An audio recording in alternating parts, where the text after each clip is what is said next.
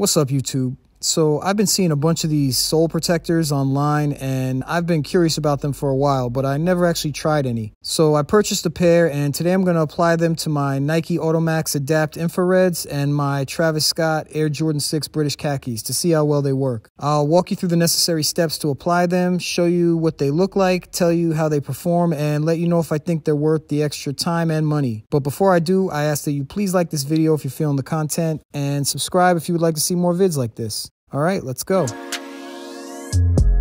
So as I said, I ordered this product online. It cost me about $24. Definitely not cheap, but it does claim to hold up for at least 50 wears. 50 is not a bad number for some of my special kicks, but still, $24 per set is a lot to add to an already expensive pair of sneakers. So off the bat, I'm already a little disappointed. For this trial, I chose my infrared pair of Automax because I've been wearing them a lot this summer and quickly noticed the outsole is made of two types of rubber. A harder rubber that seems to withstand dirt pretty good, and this softer rubber that soaks up dirt like a pair of Wallaby Clarks. If you ever owned a pair of Clarks, you know exactly what I'm talking about. It catches everything you walk on and starts to blacken after the first wear. I'm tired of having to scrub these down every time I wear them, so maybe these sole protectors are the solution I've been looking for. For my other test pair, I chose these Travis Jordan 6s because A, they have a glow-in-the-dark outsole and I want to keep them vibrant, and B, they're fly, and the longer I can keep them fresh, the better. You can see here the heel is already starting to blacken and wear down, so hopefully this product will help. Here's a shot of the packaging they come in. They're called Sole Protector, and it looks like they're made by a company called Sneaker Things. They included instructions printed on the back of the packaging, complete with illustrations. The sheets are made of 0.6mm textured film, something they seem pretty proud of because it's all over the packaging. The sheets are fairly large to accommodate larger shoes. They also come with 2 cleaning wipes to remove any excess dirt before applying the film, but unfortunately those were missing in my package. Finally, each package comes with 4 pieces of grip tape to apply to the heel and toe of each outsole for better traction while walking. This sole protector already has a somewhat grippy feel, but in the wrong conditions you could definitely slip and fall on these, so the extra traction is always welcomed. To apply these, you'll need a standard pair of scissors,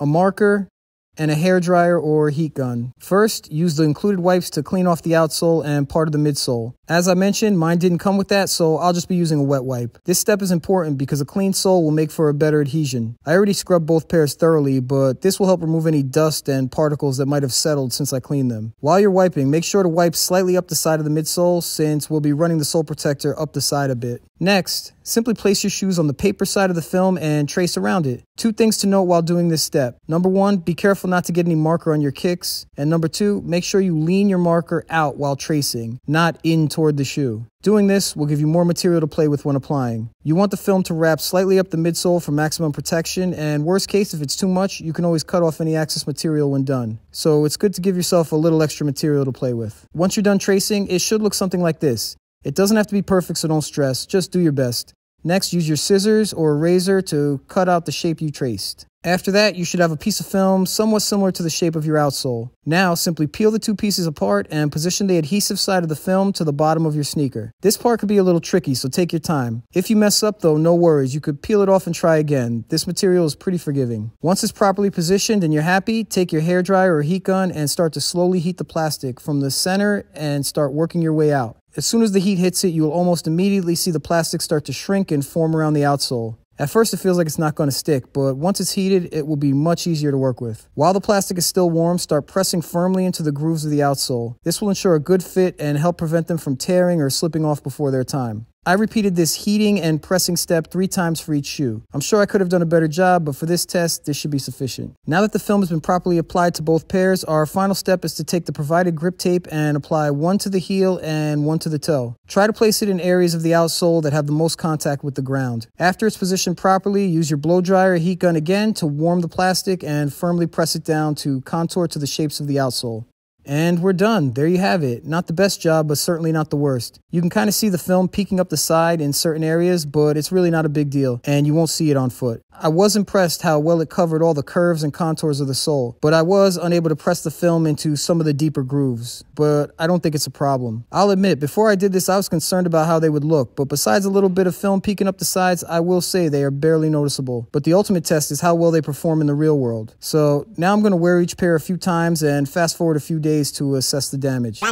Okay, it's been a week since I first applied my sole protector. I wore both pairs a few times each. As you can see, it's still intact and it appears to be doing its job keeping the dirt off the bottom of my kicks. If these protectors get too beat up and you're ready to remove them, simply peel them off. It should come off pretty easily and it shouldn't leave any residue behind. Also, I'm happy to see that the light can still get through these, allowing my Jordan 6s to still glow in the dark. So like me, you might be wondering how they feel on foot. Good question. At first, I didn't feel any difference, but after the first day, I noticed that walking on wood floors, tile, and carpet, you feel your foot slipping a lot. It's similar to the feeling of walking on a wet floor, and it does take some getting used to. On the plus side, you don't even notice them on asphalt or concrete. That said, I wouldn't be playing any sports in these either way. As I mentioned, these were $24 per set. There's other options available online, but they are all more or less the same price. If you're on a tight budget, I did find this YouTuber named Jumperman Chris that came up with his own do-it-yourself process, and he claims it only costs him $1 per pair. I'll add a link in the description to his video if you want to check it out. So in conclusion, I see a lot of pros to wearing sneakers with the sole protectors, and if you're into keeping the bottom of your kicks fresh for as long as possible while still getting to wear and enjoy them, this product could be for you. They definitely protect dirt from getting into contact with the outsole, and I imagine they also help slow down the heel and toe wear down process with that extra layer of protection. That's all good and well, but there are a few concerns I have. They're expensive, they're an inconvenience to apply, they don't look very nice, and they make the traction on your sneakers less effective. Bottom line, they're not perfect, but they do work, and I could see some use cases for them on specific pairs in my collection. But overall, I don't think I'm going to be stocking up on these. However, if I could buy 4 sets in a pack for around $10, I think that would be a lot more compelling. But at the moment, they're just too expensive, and the prices are unreasonable in my opinion. It's just 2 sheets of heat shrink plastic. Why is it $24? There's no reason it should cost that much, so to me, it's the principle. It's the principle of the whole thing.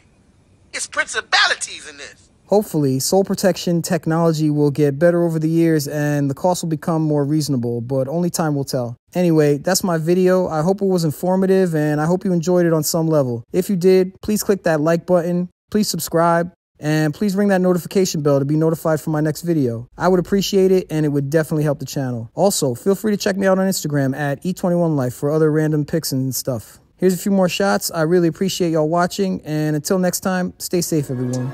Peace.